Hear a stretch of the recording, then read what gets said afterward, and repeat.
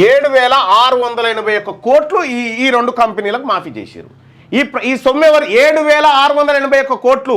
మొన్న చేసినటువంటి రైతు రుణమాఫీ ఉందా, ఆ రుణమాఫీ పైసలతో సమానం. కేవలం ఇద్దరికి, రెండు కంపెనీలకు ఇగో ఇంత 7,681 కోట్ల రూపాయలు మాఫీ చేశారు. ఈ సొమ్ము అంతా ఎవడి ఖాతాలోకి పోతా ఉంది, ఎవడున్నాడు దీని వెనకాల?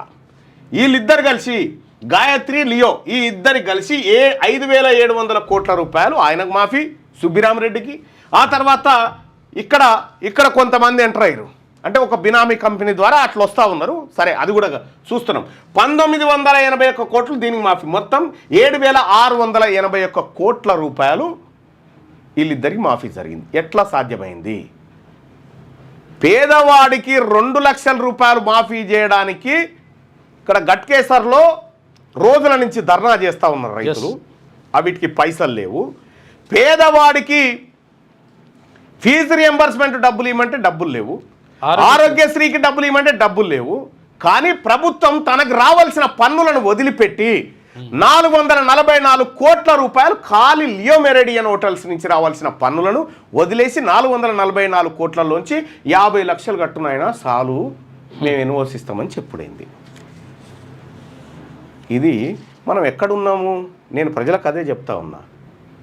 అధికారం చేతిలో ఉంటే ఏ రకంగా కొల్లగొడుతురో చూడరు వీళ్ళు. అధికారం చేతిలో ఉంటే వీళ్ళు కొల్లగొడుతుంది ఈ రకంగా ఉంది ఎవ్రీ డాక్యుమెంట్. అందుకోసమే నేను దీని మీదనే పబ్లిక్ ఇంట్రెస్ట్ లిటిగేషన్ ఫైల్ చేయాలని మొత్తం అంతా తయారు చేసి, ఇది ప్రజల సొమ్ము, ప్రజలకు దక్కాల్సినటువంటి సొమ్ము, ప్రజాక్షేత్రంలో ఉండాల్సిన సొమ్ము. దానికోసమే ఈ ఫైల్ అంతా రెడీ చేసి పెట్టిన. ఇందులో ఎవడెవడున్నా బయటికి రావాల్సిందే. ఇదొక్కటే కాదు, మొత్తం ఇదే దందా ఒక ముఠాగా ఏర్పడి ఇదే దందాలోకి దిగిర్రు. కొన్ని వేల కోట్ల రూపాయల ప్రాజెక్టులు కొల్లగొడతా ఉన్నారు. అసలు ఎట్లా సాధ్యమవుతుంది? ఎన్సిఎల్టీలో పేదవాడికి రుణమాఫీ చేయడం కోసం బ్యాంకులు మొండికేస్తాయి. పేదవాడికి 10 రూపాయలు సబ్సిడీ కాదు కదా, అస్సలు ఈఎంఐ నెల రోజులు లేట్ అయితే ఏమాయ అని ఫోన్ చేస్తాయి. ఈ దొంగలకు 7,681 కోట్ల రూపాయలు ఎట్లా మాఫీ అయింది?